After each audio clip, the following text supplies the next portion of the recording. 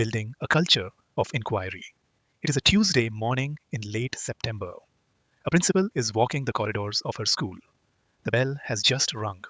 The corridors are empty. She is not on her way to a meeting. She's on her way to listen. This is a habit she has built over the last 5 years. Every Tuesday at 9 in the morning, she walks. She does not enter any room. She just listens at the doors. What she hears is a particular kind of sound. It is not the sound of a teacher's voice carrying through the wall. It is the sound of a room of children talking. Not chattering, not noisy. Talking. A year 4 class is arguing about whether the puppy on the screen counts as a living thing or not. A year 8 class is leaning forward over a stack of photocopied newspaper articles, pulling sticky notes off a chart. A diploma class is in heated disagreement about whether a generalization about power and inequality still holds when applied to a country that was not in the original case study. From every door, a different kind of intellectual buzz. The principal does not need to ask what each class is doing. She can hear it. She knows the school is teaching the way she has been hoping it would teach for 5 years. She does not announce her presence. She just walks. She lets the sound of the school carry her down the corridor. 5 years ago, the corridors sounded different. 5 years ago, what she heard was teachers. The voices were the voices of adults, reading from slides, asking closed questions, narrating content. The children were quiet because they were listening. They were not talking because they were not thinking out loud. The school looked busy and felt empty. What changed in 5 years was not a program. It was a culture of inquiry. This last chapter is about how to build it, not how to teach it in one classroom, how to grow it across a whole school, across years, with real teachers and real budgets and real resistance. The school that the principal walks through on Tuesday mornings did not happen by accident. It happened by design, by patience, and by 1,000 small decisions over half a decade. Let me tell you what those decisions look like. Inquiry is a habit before it is a method. The first thing to know is this. Teachers cannot teach inquiry. They have not lived. You cannot ask a teacher to facilitate a concept-based inquiry classroom if their professional life consists of receiving information passively from someone at the front of a staff meeting. The two are inconsistent. If we treat teachers the way we want them to refuse to treat their students, we should not be surprised when nothing changes. The first place a culture of inquiry has to live is in the staff room. The faculty meeting must become a concept-based inquiry session, not in name, in practice, open with a provocation, a surprising piece of student work, a short video, a data point that complicates a story the school has been telling itself, then sort. Present 3 cases of student writing, 3 pieces of student talk, 3 observed lessons. Ask the staff which of these are examples of deep thinking, which are not. Why? Watch the disagreement happen. Let it happen. Generalize. By the end of the meeting, the staff has built a shared sentence. Deep thinking sounds like kiki when shik make. Apply it. Each teacher leaves with one move they will try in their classroom this week. That meeting just modeled the 7 phases. The teachers experienced what it feels like to be in a concept-based inquiry session as a learner. They felt the discomfort of being asked a question they could not answer immediately. They felt the satisfaction of arriving at a shared sentence by their own thinking. They felt their colleagues' contributions extending their own. They did not just hear about inquiry. They did it. The next time they walk into a classroom, the move is in their body, not just in their notes. A leader who runs faculty meetings this way does not need to give long speeches about inquiry. The faculty meeting is the speech. The medium is the message. Run inquiry meetings for a term. The classrooms will begin to shift on their own. The concept wall in the staff room. In one school I visited, the staff room had a wall. The wall was titled, "What we are exploring this term." In small letters underneath, add anything. Quotes, articles, student work, questions, frustrations. The concept at the top of the wall for that term was a single word. The word was equity. Throughout the term, the wall filled up. A teacher had pinned a photograph of a student art piece. Another had taped up an article from a teaching journal. A third had written a question on a sticky note. Why do my advanced students get longer feedback than my struggling students? A fourth had pinned a graph of attendance data broken down by year group. A fifth had simply written, I do not know what I am doing differently for the children who come to school hungry. That wall did more for the school's professional culture than any external workshop. It made the school's own conceptual journey visible. The staff room became a place of inquiry, not just of conversation. Walking past the wall on the way to the coffee machine, teachers began thinking. They began asking. They began noticing. The school cycled the wall every term. Voice, belonging, curriculum, power. Each term, one big concept.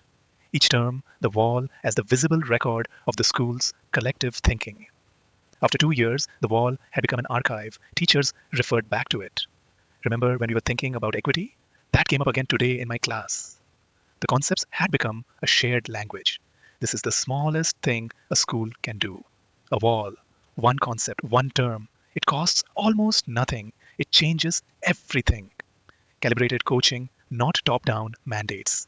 Now we come to one of the hardest decisions a school leader faces. How do you grow this practice across a staff without forcing it? Top-down mandates do not work in education. They produce compliance, not commitment. They produce posters, not practice. The teachers will write what they need to write on the lesson plan template, and then they will close the door and teach the way they have always taught. Mandates from above produce theater. The alternative is coaching, not evaluation, not appraisal. Coaching. Pair experienced, concept-based inquiry teachers with newer ones. Build the time for them to walk into each other's classrooms. Set a shared observation rubric that focuses on the 7 phases. Are students generating the concept or hearing it? Is there a generalization on the wall? Is there a reflection moment at the end?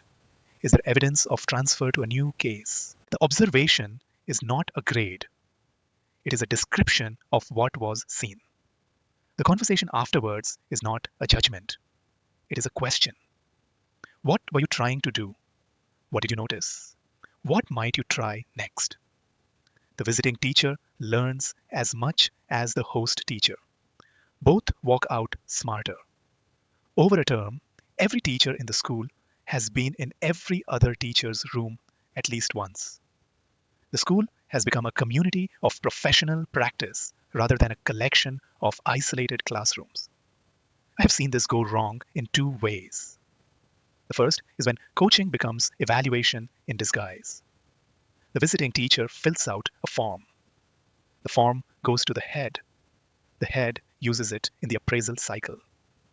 The moment this happens, the trust dies. Teachers stop opening their doors. They stop trying new moves in front of colleagues. The whole system collapses. The fix is structural. Coaching must be confidential. The notes belong to the 2 teachers. The head trusts the process, not the paperwork. The second way it goes wrong is when only the strongest teachers do the visiting. The newer teachers feel like they are being inspected. The fix is symmetry. The strongest teachers host newer teachers as visitors, and they themselves visit even newer practices. Everybody is both a teacher and a learner. The school has no fixed experts, just teachers at different points in a journey, walking through each other's doors with curiosity. Time for designing, not just delivering. I want to be honest about something the brochures rarely say. Concept-based inquiry takes longer to plan than traditional teaching. The first time you plan a unit around a generalization, it might take 3 times as long as a textbook chapter would have taken. The provocation has to be designed. The cards for the sort have to be made. The case studies have to be chosen. The transfer task has to be authentic. None of this is hard. All of it is patient work. This is the hidden cost of CBI. It is not the books, it is not the resources. It is the time to design. A school that wants its teachers to teach concept-based inquiry but does not protect time for them to design concept-based inquiry is asking for failure. The teachers will try for a term. They will be tired. They will fall back on the textbook because the textbook is faster. The leaders who succeed at this protect time. They turn one of the existing meetings each fortnight into a design studio. The teachers sit in subject teams or in year teams. They work on the next unit. They build the provocation together. They draft the generalization together. They argue about which case studies will best illuminate the concept. They leave with a unit on the table. The leader sits at the back, quiet, listening, occasionally asking a question, never directing. Some schools call these design days. Some schools call them planning protectorates. Some schools just call them Tuesdays. The name does not matter. The principle is that the most important professional work a teacher does is designing the experience their students will have. Honor that work with time. The schools that find the time find the practice. The schools that say they cannot find the time say they do not value the work. Honor the discomfort. There is a kind of pain that comes with any real change. Teachers will fail in public. They will run a provocation that falls flat. They will set up a sort that confuses everyone. They will end a lesson without a generalization because the students could not find one and the bell rang. Students will be confused. Students will ask, why are you doing this differently? Parents will ask, why is my child not memorizing the parts of the cell? Parents will say, when I was at school, we just learned the facts. Parents will, in some cases, complain. Some of them will be loud about it. A leader who is leading this change has to do something specific. They have to honor the discomfort. They have to name it openly. They have to make it normal. The discomfort is not a sign that something is wrong. It is a sign that something is changing. Cognitive science tells us that confusion is the state in which learning happens. We have to teach our parents and our students this, not as a slogan, as an explanation. When a parent comes to the principal's office to ask why their child is not being given the multiplication tables to memorize like in the old days, the principal does not get defensive. The principal sits with the parent. The principal walks the parent through what their child actually built last week. The principal shows the parent the wall. The principal explains the generation effect in plain language. The principal says, your child did not memorize the times tables. Your child built them. They will know them in 20 years. Children who memorize them forget them in 20 months. The principal does not have to be right about every detail. They have to be willing to have the conversation. They have to lead with the science. They have to show the long-term retention. They have to help the parent see that confusion is the cognitive state of learning. Once a parent has been in that conversation, they become an ally. They start talking to other parents the way the principal talked to them. The culture of inquiry has stepped outside the school and into the community. The same is true for teachers. When a teacher comes to the head of department in tears because their first concept attainment sort fell apart, the head does not say, maybe this method is not for you. The head says, tell me what happened. That is exactly what happens the first time. Let me come into your class next week and we will run it together. The head normalizes the failure. The head makes it visible. The head treats the failure as part of the journey rather than as evidence of bad teaching. The teacher walks out willing to try again. That willingness is the most precious thing in the building. Protect it. Culturally responsive inquiry. Now, I want to take a step that some schools forget to take. Concepts travel across cultures. Generalizations travel across contexts. But case studies do not always travel. A unit on migration is universal in its concept. But if every case study in the unit is about Irish immigrants to America in the 1840s, the students in your room whose families came from Vietnam, from Syria, from Nigeria, from Ukraine, from Mexico, do not see themselves in the curriculum. The concept is for them. The case studies are not. Culturally responsive, concept based inquiry takes this seriously. The same generalization can be illuminated by case studies from many places. The teacher chooses case studies so that every student in the room can find themselves somewhere in the inquiry. A unit on migration includes the Irish famine. It also includes the partition of India. It also includes the Syrian refugee crisis. It also includes internal migration within a country. It also includes a student's own family story if they want to share one. The case studies are a mirror as well as a window. This is not political. This is pedagogical. Students who see themselves in the curriculum learn more. Students who do not see themselves in the curriculum disengage. The cognitive science is clear. Identification with the material is a prerequisite for deep learning. Cultural responsiveness is not an add-on to good teaching. It is good teaching. The same principle applies inside subjects. In a maths unit on patterns, the patterns can come from kente cloth, from rangoli, from Islamic geometric art, from Aboriginal dot painting, from a Western quilt, from a video game level. All of these are pattern. All of these earn the concept. Diversifying the case studies does not water down the rigor. It deepens it.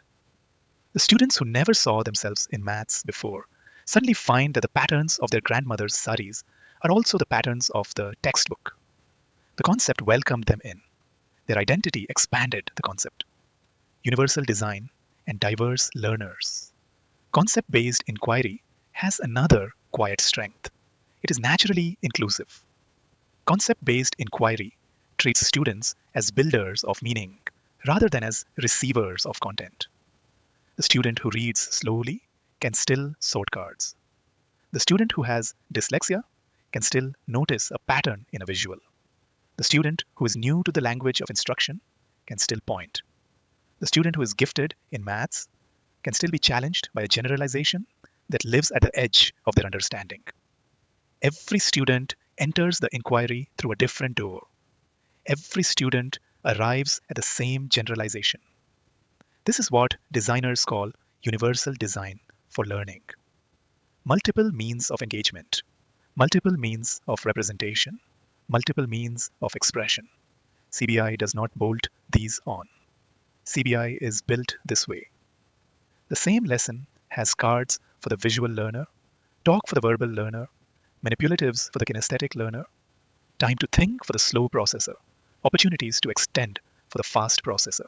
The cards are the same. The pace is different. The depth is different. Everyone is working on the same concept. Everyone reaches the same generalization. I once visited a grade 2 classroom where one of the children was on the autism spectrum and one of the children was 3 years above grade level in reading. They sat at the same table during a concept attainment sort about the concept of patterns. The first child was carefully laying the cards in a row and noticing the colors. The second child was already constructing a hypothesis about the rule that determined the pattern. Both children were inside the same lesson. Both were doing real cognitive work. The teacher had not had to differentiate by writing 3 different worksheets. The pedagogy had differentiated itself by being open at multiple entry points. This is one of the reasons CBI matters so much in inclusive classrooms. It does not punish the slow processor. It does not bore the fast one. It hosts everyone in the same intellectual room. There is no other pedagogy I know of that does this as naturally. Long-term indicators that you're getting there. After a few years of this work, leaders often ask, how do we know it is working? The honest answer is that test scores will not tell you. Standardized tests are designed for the old paradigm. They measure, recall. They will move slowly. Be patient. But there are other indicators. quieter ones, truer ones. Let me name some. Student talk increases. The minutes per class in which students are talking to each other about the work go up. Teachers can hear it without measuring it. The room sounds different. Student questions get harder. A year ago, the questions were, will this be on the test? Now the questions are, does this idea still work when the situation changes? The shape of the questions has changed because the shape of the thinking has changed. Student work shows transfer. When you ask a student in May, where else have you seen this idea? They can answer. They can point to a unit they did in October. They can point to something they read this morning. The ideas are leaving the unit they were learned in. Teachers stop saying covered the topic and start saying got at the concept. The professional vocabulary has shifted. The shift is not cosmetic. It reflects a change in what the teachers are aiming for. The concept wall fills up before the textbook is opened. The students are bringing concepts to school faster than the curriculum can deliver them.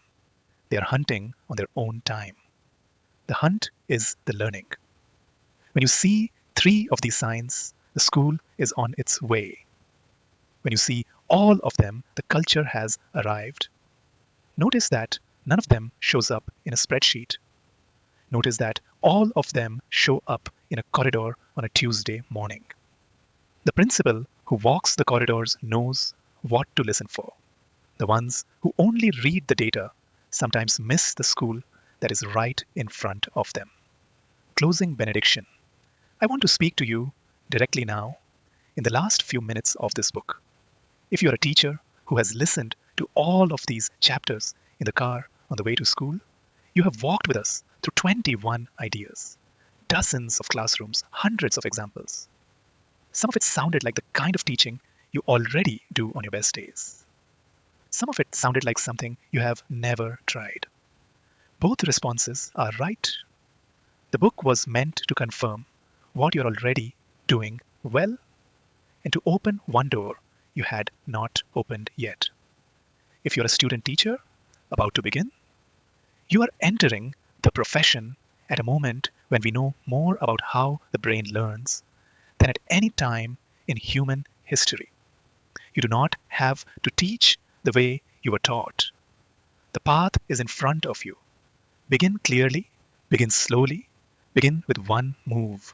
The students you have not met yet will benefit from the patience you take in the years before you arrive. If you're a veteran teacher who has been teaching for 30 years and is considering whether to try one more thing, I want to say something to you in particular. The students need you. They need the depth of what you already know and the willingness of you to try one more move. There is no expiry date on becoming a different kind of teacher.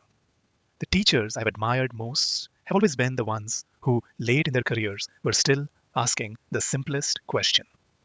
How can I do this better tomorrow? You are one of them. You picked up this book. If you're a school leader picking up this book to think about your next priority, I want you to know that the work you're about to take on is harder than you think and worth more than you can measure. You will lead through resistance. You will lead through doubt. You will lead through 5 years before you can hear the corridors hum the way the principal in the opening of this chapter can hear them hum. Trust the work. Honor the discomfort. Walk the corridors. Listen. If you're a parent who has stumbled into this book, wondering why your child is being taught differently than you were taught, thank you for listening. Your child is being given something more durable than the facts you and I memorized. Your child is being given the lens. The lens will outlast the facts. Your child will be using it for the rest of their life. There is one sentence I want to leave you with. It is the sentence that the whole book has been pointing at. Hold it with care. The future of education is not more content faster. It is fewer ideas, taught deeper, learn it together, and carried out the door. That is the heart of it. Fewer ideas, taught deeper, learned together, carried out the door. If you do nothing else, do those 4 things. The rest is detail. This is the end of the book. but only the beginning of the work. Tomorrow, you walk into a room with 30 minds in it. You do not need to be perfect. You just need to show the examples, ask the question, and wait. The rest will happen.